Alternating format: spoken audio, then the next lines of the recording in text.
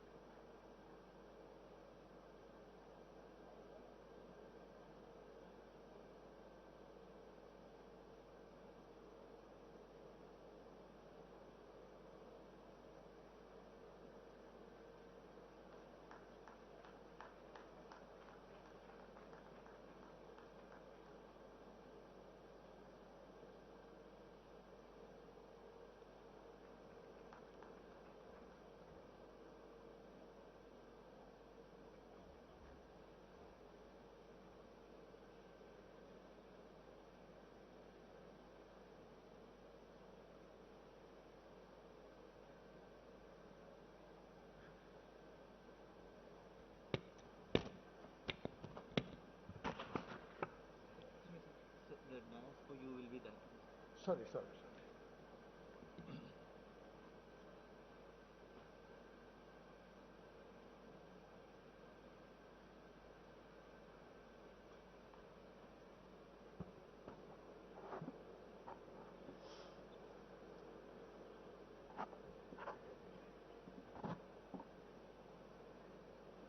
Good afternoon, ladies and gentlemen.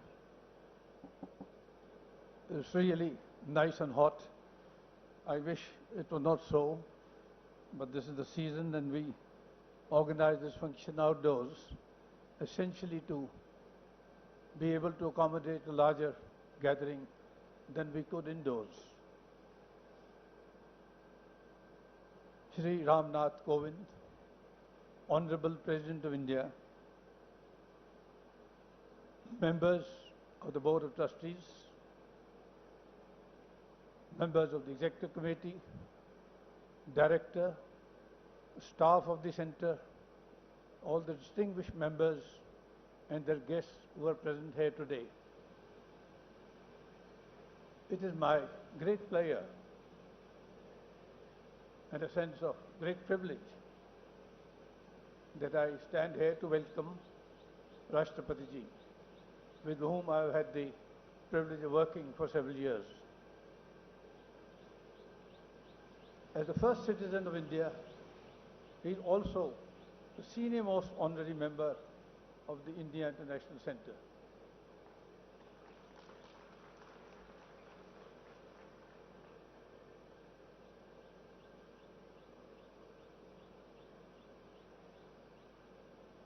Ladies and gentlemen, we are assembled here today for the formal inauguration of the Diamond Jubilee of the Centre, which Rashtrapati Ji very kindly agreed to do so in January this year, but because of the onset of a fresh wave of COVID, we had to defer that function in January, and that is why we are in the hot part of the year. This Diamond Jubilee marks 60 years of our existence. I will not go into excessive detail because of the paucity of time, but I would say very briefly that it was conceived in the late 50s because of several conversations between Dr. Radhakrishnan, then Vice President of India, and Mr. Jawaharlal Nehru, then Prime Minister of India, and several other dignitaries of that time. Dr. Radhakrishnan had been on a visit to Tokyo, on more than one visit after the freedom after we became free, and he had occasion to be hosted, invited to a large function of the Indian community in Japan, in the International House of Japan, 𝐼𝐥𝐥𝐥𝐵. And he was fascinated by that building, fascinated by objectives of that organization and how it was being run. And on return home, he discussed this with some of his colleagues and also with the Prime Minister. And in between, during his visits to the United States, he had occasion to meet Dr. John D. Rockefeller III, Rockefeller Jr. III, who was a great philanthropist and a person in the post-Second War period, assisting various countries in establishing useful, beneficial institutions which could advance their nationhood and nation building.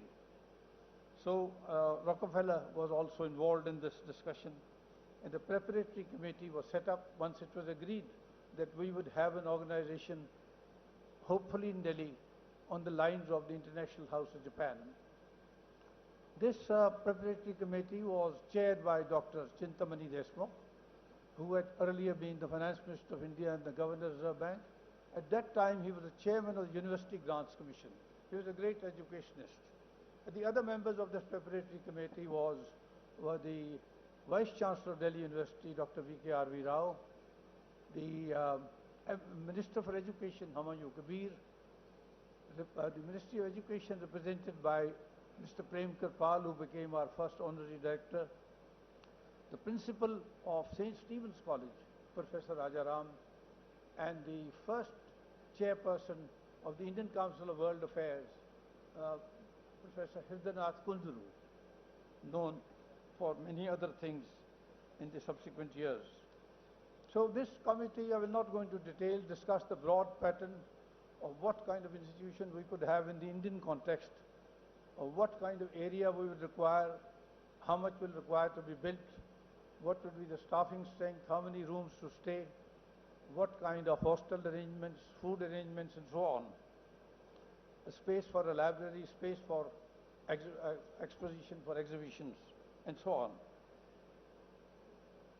Again, without going to details, the total amount spent at that point of time in establishing the campus, which is not this campus at that time, this is a much enlarged campus. It was just 52 rooms, a dining hall, a lounge, auditorium, 3 committee rooms, a conference room, and an exhibition space, an administration space, residence for the president, director, and joint director.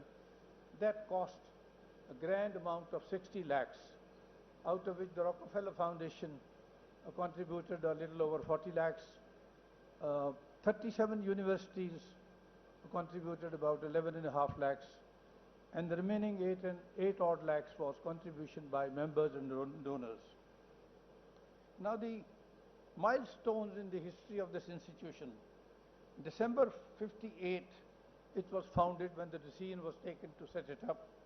March 59, it was registered with the Registrar of Societies, Delhi, as a cultural and educational society. April 1960, the first sword was turned by no less than Kamala Devi Chattopadhyay, the famous lady who was also the first vice president of our center. December 1960, the foundation or the cornerstone was laid by Prince Akito and Princess Michiko. They traveled all the way from Japan to do this.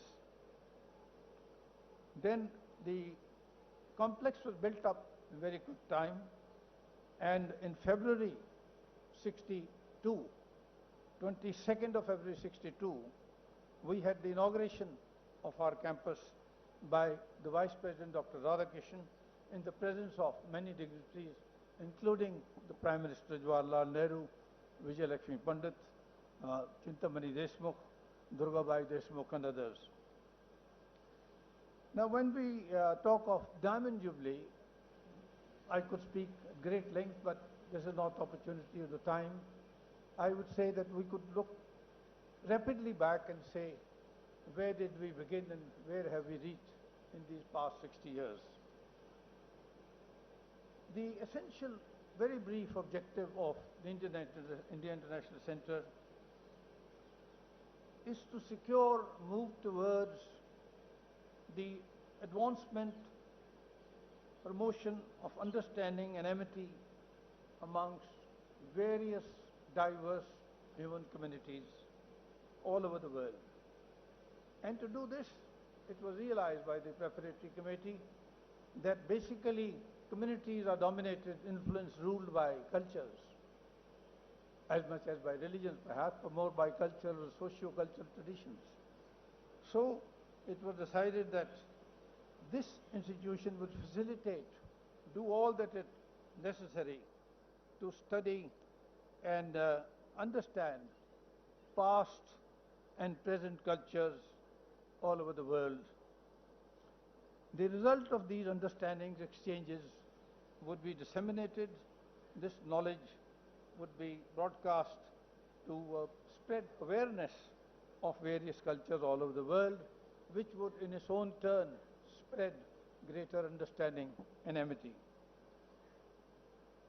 Now, to achieve this kind of objective, it was decided that the best modality would be to have talks by eminent historians, sociologists, archivists, archaeologists, and other eminent leaders of thought. And these meaningful discussions held in a peaceful environment would contribute to gradually over a period of time promoting deeper, better understandings.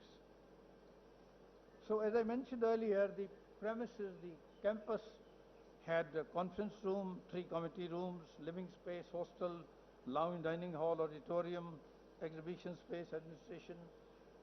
Basically, this space was created with the specific objective of providing the kind of convenience and amenities which would be required to host foreign visitors, foreign scholars, thinkers, authors, leaders of thought, political leaders in the world to assemble here, along with the eminent representatives in our own country.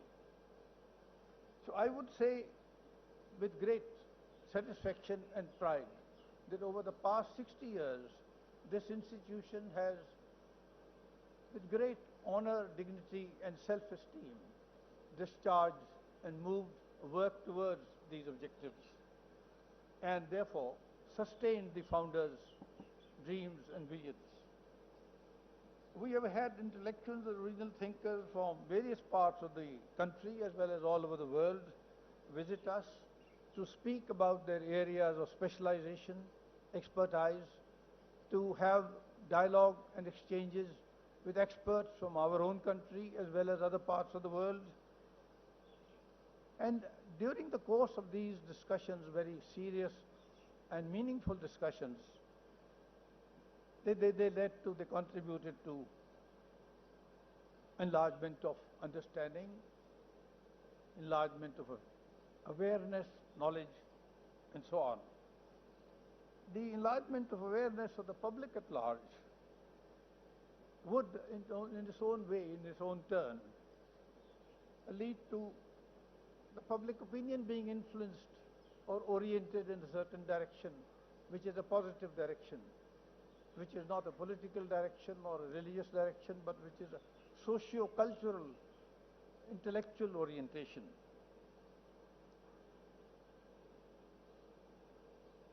I would look back at my own time association with this institution, which goes back to 4.5 decades.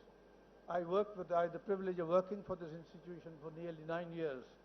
And I recall in those days, times have changed now, this is not the current pattern, that world-renowned scholars, researchers, authors would be very keen, seek to come and stay with us for several months, several weeks. And one of the great lawyers, constitutionalists, I remember, who stayed several months with us in my time was Grenville Austin. He's written perhaps the most notable work on the working of the Indian Constitution. I would say further that besides talking about the past, our institution, as of today, remains deeply committed to continue and carry out, sustain serious dialogues on various important national and global issues. As you see today for yourself, we have various world events which are now generating growing tension around our country, in our neighborhood, far beyond, in Eastern Europe, and so on. And during the past 6 decades, again without going into excessive detail, I would say the renowned Nobel laureates, historians, great culture experts, great leaders of society, political leaders of countries, they have visited us and spoken here. In the auditorium, we didn't have the Kamala Devi block at that time, and left an imprint of what they spoke about. Among those I remember who came here, offhand, Lee Kuan Yew of Singapore, Archbishop Desmond Tutu, Julius Nyerere, Martin Luther King, Dalai Lama, Pearl Buck, Henry Kissinger, Madeleine Albright, Kofi Annan, William Brandt, UN General Assembly Secretary General, and so on. They all left their imprint on the thought process in the national capital, and the intellectuals and members of our institution who heard them, who were researching in certain areas, they were enormously benefited by these visits. Now, besides our program activities, we have the lifeblood of our institution, the program activities. We have a journal called the IIC Quarterly, which is known the world over. Now, in the last 3 years, we have put it online, and people, scholars, people at large read it all over the world. Every issue contains contributions of known, eminent scholars, authors, and researchers. The third element of our intellectual existence is the library, which started with a few hundred books in when we started in 1962. Today we have nearly 55,000 volumes, essentially on selected subjects, selected themes, aspects, not a library at large. I would say it's a semi-specialized library, and along with the university libraries in the capital city, provide a very good resource for the researcher. Now, a word or two about the physical side of our institution. The Plaza Martin King, the Gandhi Martin King Luther Plaza, devoted to two great apostles of non-violence. This was inaugurated by the then Prime Minister in 1970. In December 96, the Annex, which is our junior younger building across the road, this was inaugurated to create more space for stay as well as conferences. In March 2011, the major block here, Kamala Devi block, more conference rooms, more committee rooms, exhibition space were inaugurated. Now, since I've crossed my time, I'll end up by, with the permission of the Honorable President, quoting Dr. Radhakrishnan in his inaugural speech that he delivered when he inaugurated IIC. I quote, "It is in troubled times that we should strive for serene contemplation, for lucid and orderly thinking, for beauty, harmony, wisdom. A center like this has the setting for such activities. By organizing seminars, cultural exchanges, serious discussions on the problems which face the world, it will help to order our thinking and refashion our society. I have no doubt that the center will help to advocate all those who come under the influence in international responsibilities and in the application of values of other cultures." At the same inaugural function, The Prime Minister gave a long speech, but I'll just read out one paragraph. Quote begins, "It surprises me, now it is here." He is referring to IIC, saying now it has been established. "To realize that we did not have it previously, because the world today is so constituted that there can be no escape from international cooperation. This international center will, of course, not change the nature of the world, but it will help in the process, which is very essential today." And I would say these remarks, these observations are as relevant today as they were 60 years ago. I would conclude by thanking all the past presidents, all the past trustees, and others who contributed to the management of the center and for keeping this great institution alive and on track. I could say that today IIC is perhaps the only apolitical institution in the entire country where leaders, thinkers, authors of very varied convictions consider it a matter of great pleasure and pride to sit on the same dais to debate contentious issues in an amicable fashion.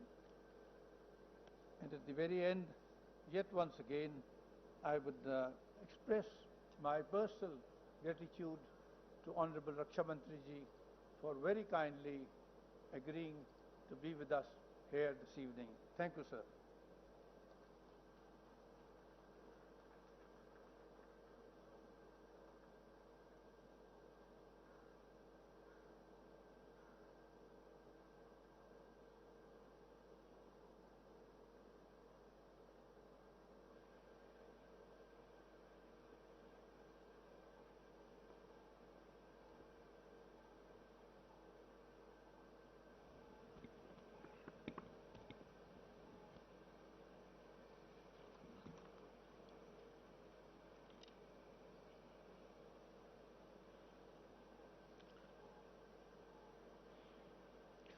President of the India International Center, Sri N.N.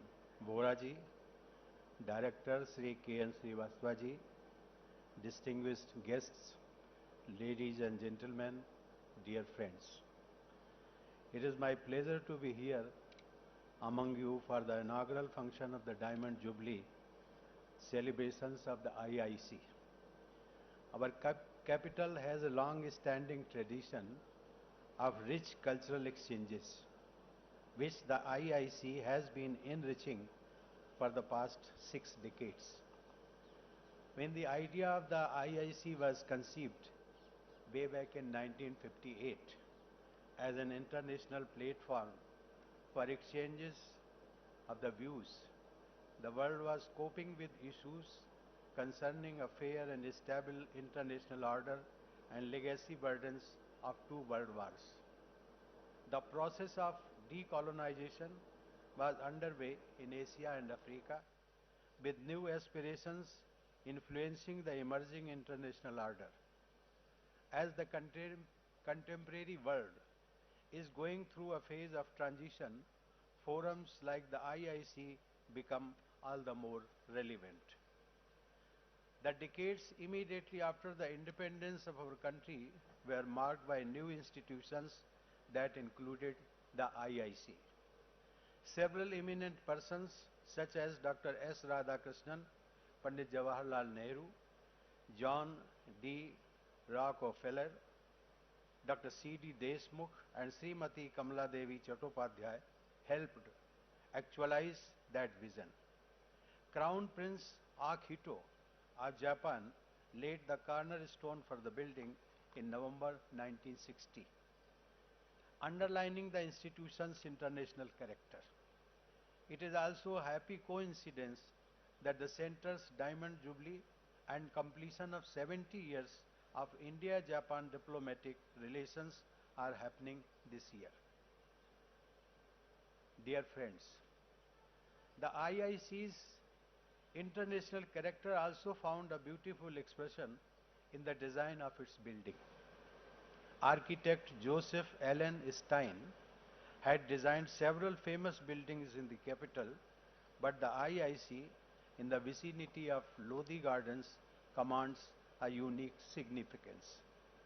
The founding of this institution was done by women and men with a vision of India's future and its role in a world of international cooperation.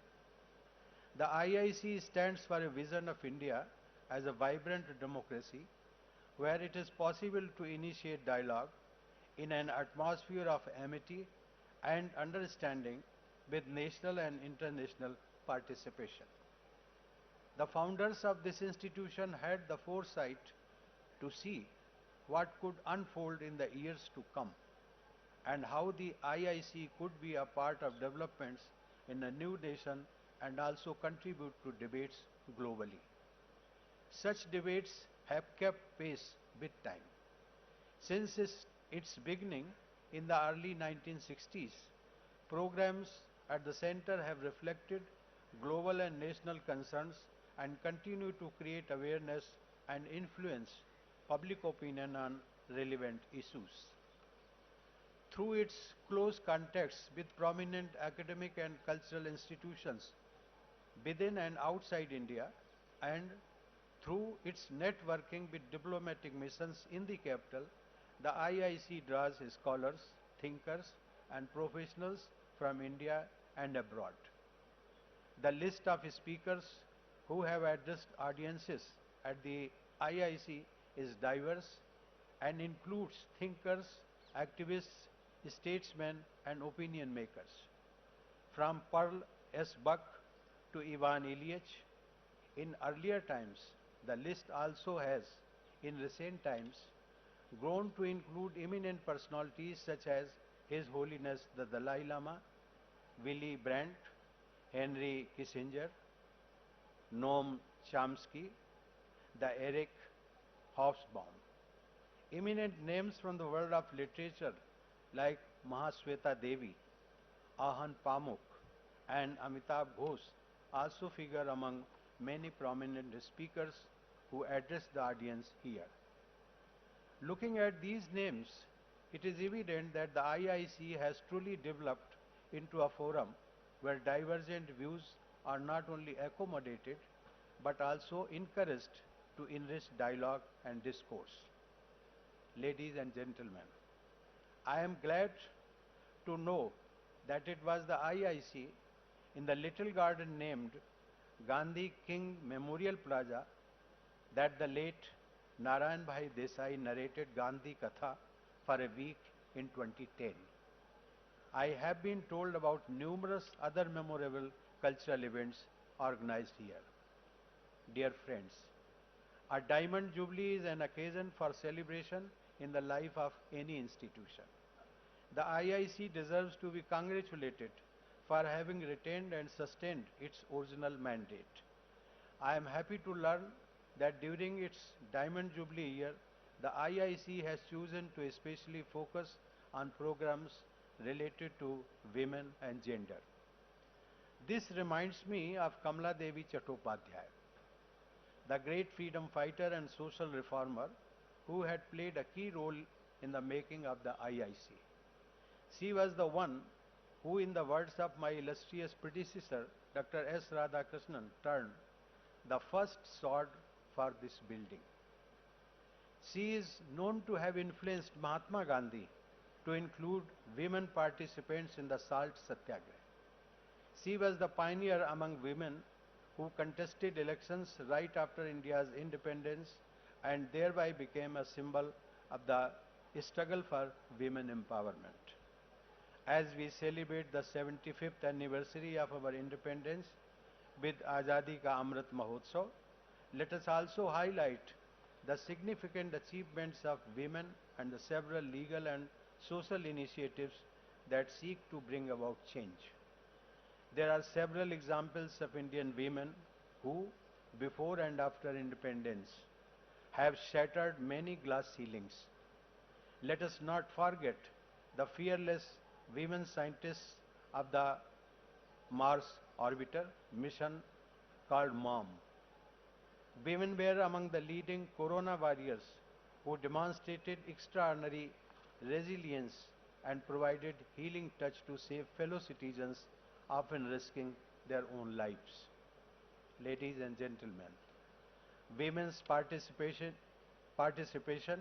in the unorganized sector of our economy is very high. The formal economy needs to do much more to empower women workforce.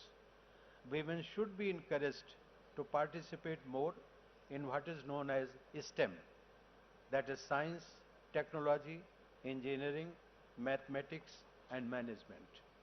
National and global economies stand to benefit from their talent and their creative ways of responding to challenges. Dear friends, the United Nations Sustainable Development Goal 5 seeks to achieve gender equality and empower all women and girls.